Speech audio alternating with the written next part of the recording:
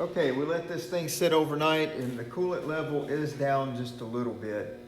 So I think what we'll do is we'll go ahead and get right to it, set our camera up, turn the motor over and see if that cylinder throws any coolant out. If I don't see anything today, I'm gonna have to bring a pressure tester over here and put some pressure on that coolant system. See where that's going.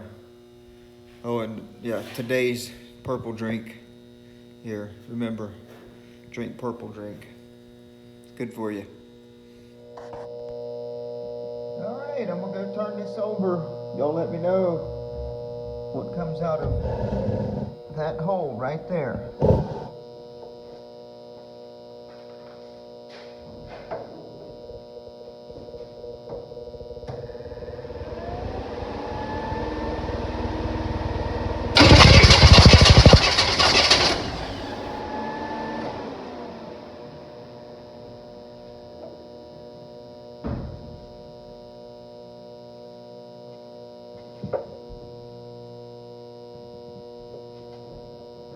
Oh yeah, she's wet. She shot something out. I'm gonna go back and look and see what y'all saw. Okay, so if y'all just witnessed the same thing I just witnessed, we got problems. We either have a head gasket. I don't know where to look on this camera. I'm never looking. Seems like I'm not ever looking right at y'all. Maybe I need to look right there. Let's try that. Okay. So we either have a bad head gasket or a cracked cylinder or a cracked head. I don't think it can be in the intake gaskets just because the two water ports of the intake are down on the very end, and the actual fuel and air runners are in the middle. There's really no way for that to communicate, those two ports to communicate with each other. So at this point, we'll have to pull the cylinder head off and see what we can find. Okay, so I just pulled the valve cover off of the engine, and you can tell the coolant has been mixing with the oil for a little bit. You see up in the valve cover, it's turned long enough to make it white looking. But when I pull the dipstick out, the oil on the dipstick looks pretty clean. It don't look like it's been churning too awful long. Of course, this motor has not been run a lot. It's a couple times down the couple passes down the drag strip and just around town a little bit. No, nevertheless, the cylinder head still has to come off. Okay, so I've got our rocker arms off, push rods out. And that box right there is all the head bolts and intake manifold bolts. So it's all the bolts are out of the cylinder head. It's loose. We're going to see if we can pop it on off of there now.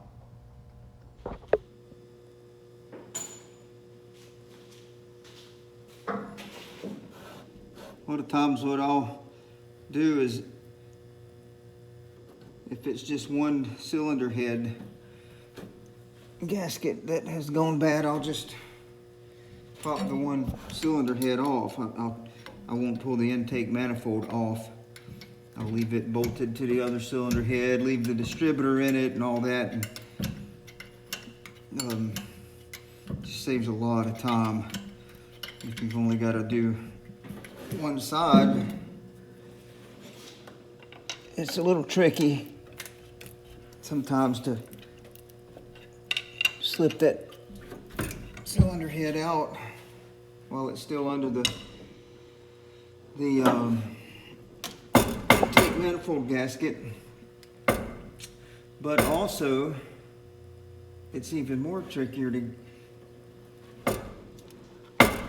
slide it back in. But it still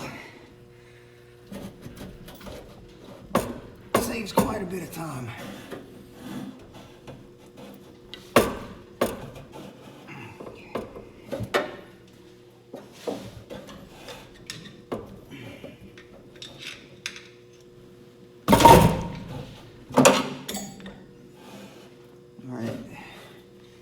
These are steel heads, so they're going to be pretty dang heavy.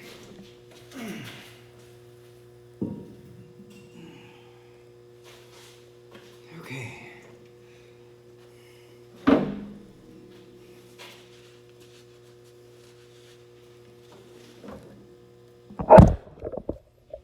Now, now you see, well, let's get our light. Number 5 cylinder full of antifreeze. So the question is, why? Why would it be full of antifreeze? This gasket, I mean, the most logical answer would be this gasket. So you have different water ports here and here. Here and here.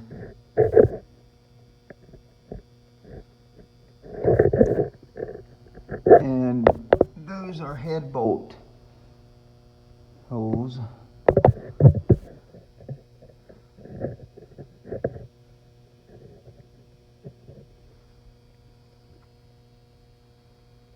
So if the gasket was blown, I need to see proof between one of these, that one of these water jackets was communicating with this cylinder.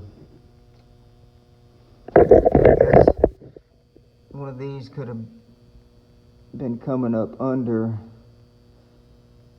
the head gasket through around the bolt hole or something. But we'll have to look at the bottom of that cylinder head real good too. Alright, I got the cylinder head sitting here on the bench and just studying that chamber. I don't see anything bad in there, but I mean, your water ports go up in there. There could be a crack in there that I can't see.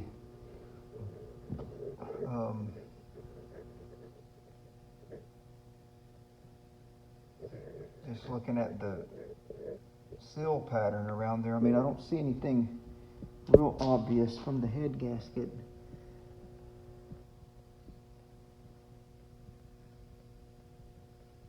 I mean, it looks like it was probably sealing, but not sure.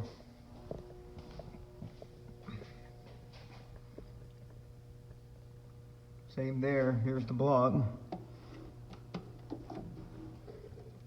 Head gasket. And just studying the seal pattern on that head gasket. I mean, I don't see that there was any kind of obvious blowout on it.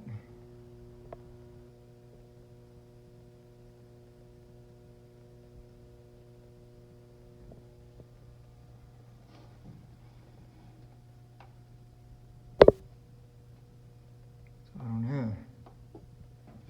know what to do. Might have to at least send the cylinder head and have it checked. Send it to the machine shop and let them do a pressure test on it.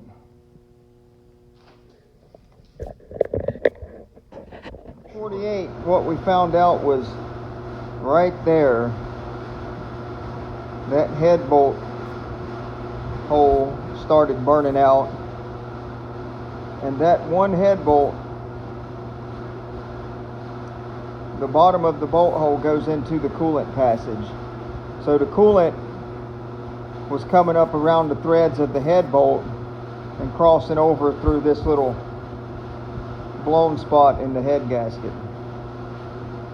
So I am currently replacing the head gasket.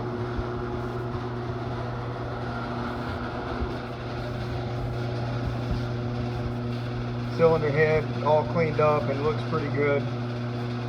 So don't seem to be any cracks in it from what we can see. We didn't have it pressure tested, but I'm just going to go ahead and bolt it down and fill it with coolant and see what happens.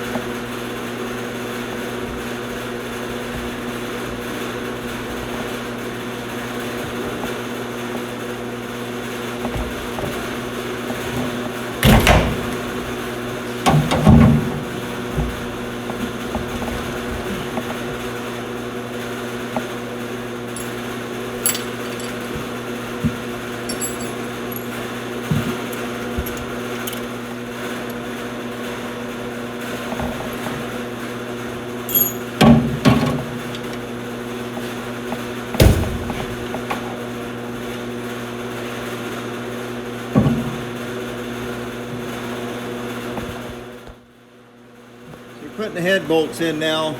Each head bolt I wrapped in Teflon tape just to seal the holes. Some of them go right into a coolant passage, so if they're not sealed properly they can leak up through the threads. And the old head bolts were not sealed very well. I couldn't tell that they had any Teflon tape at all on them, so hopefully this is going to remedy the problem. Now we're torquing the cylinder head bolts down. Usually Chevrolet small block torques to 65 foot-pounds.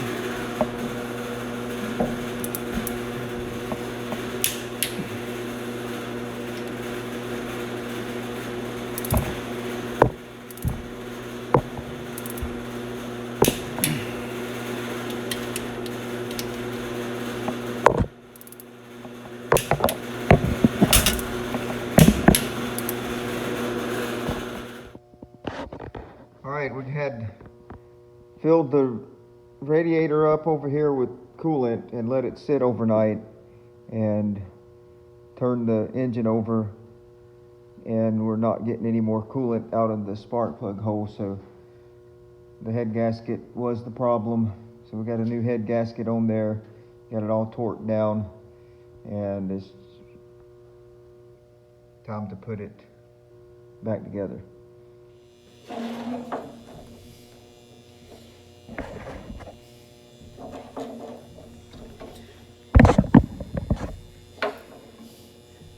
Now with this particular rocker arm setup, I'm going to show you how to adjust that, because you just need to know in case you ever have to do this. First you're going to start by, stupid radiator hose is in the way. Stupid hose.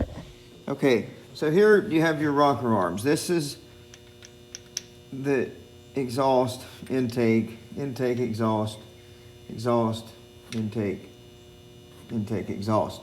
So each one of these rocker arms is operated by a push rod that goes down to a lifter that touches the camshaft. The camshaft has lobes on it that move this rocker arm up and down. And the purpose of that is to open and close the valves at the right time to either let exhaust out or to let fuel come in, fuel and air come in. So you have to get these set right at a certain tolerance. So you want to make sure the rocker arm is all the way off of the valve or the valve spring, so we know that the valve is not open. So we have to turn the motor, which I have a ratchet on the front of the crankshaft. I'm not going to show you that. To turn the motor, you see that rocker arm moving? No, you can't see because I got my dang arm in the way. Okay, this rocker arm here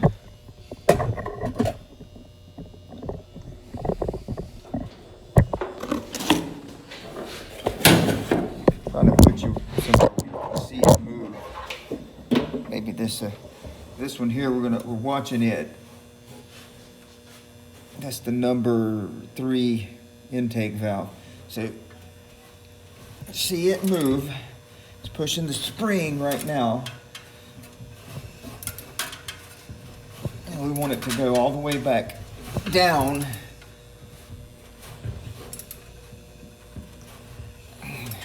Which, there, it's in its down point now. That's where we want to adjust the valve. So these have to be adjusted pretty precise. This is a solid lift cam in this engine. A factory engine would be a hydraulic lift, which would give you a little cushion as to where you set your valve. So these set at around 18 thousandths. So I have my filler gauge here, 18 thousandths. You want to put that between the rocker and the valve spring.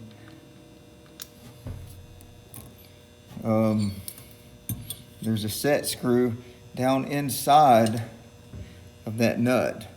So you got to put your 9/16 wrench on the nut, loosen that set screw up. Take your filler gauge, 18 thousandths filler, set it on top of the valve stem, and just run that nut down now until you get snug against that filler gauge, because we want 18 thousandths of play between this rocker arm and that valve stem top. So now we're going to put our 9/16 wrench back on here and hold that still while we tighten the set screw down against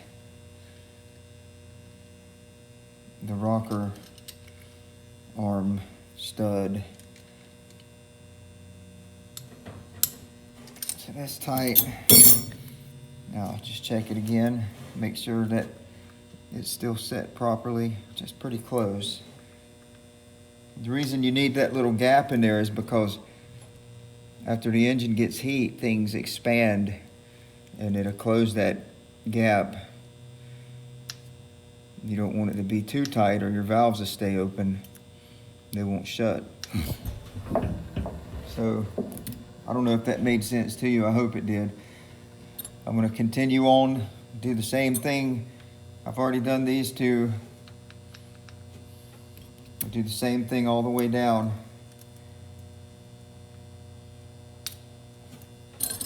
But I won't show you that. It's boring. All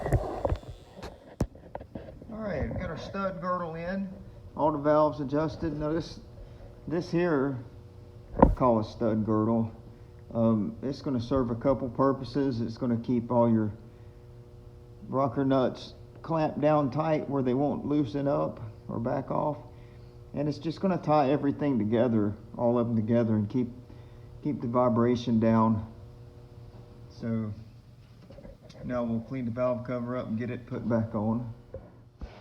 Okay, we got the spark plugs in, spark plug wires on, headers, got the exhaust header bolted in, and got the steering ground down and moved around a little bit, steering rod, so it doesn't hit the header anymore. So that's steering nice. Still need a water pump belt. Hadn't picked that up yet, but I think we'll crank it up real quick, make sure the rocker arms are set right, and make sure it runs okay. We can't run it long because it doesn't have a water pump belt, and I don't want to overheat it, but just long enough to get it so I can hear the rocker arms. And then that'll be it for this episode. We have to do some work back there to the rear end as far as the 4-link, and that'll be for another episode.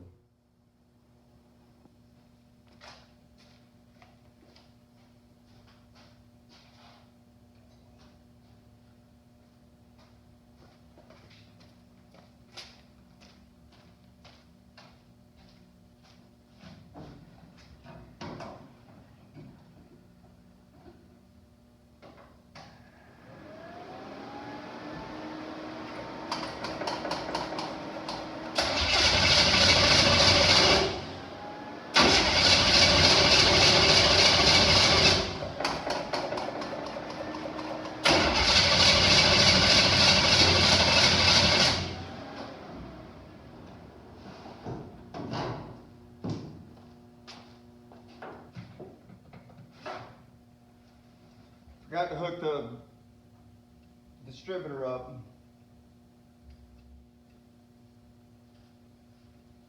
That was quite silly of me.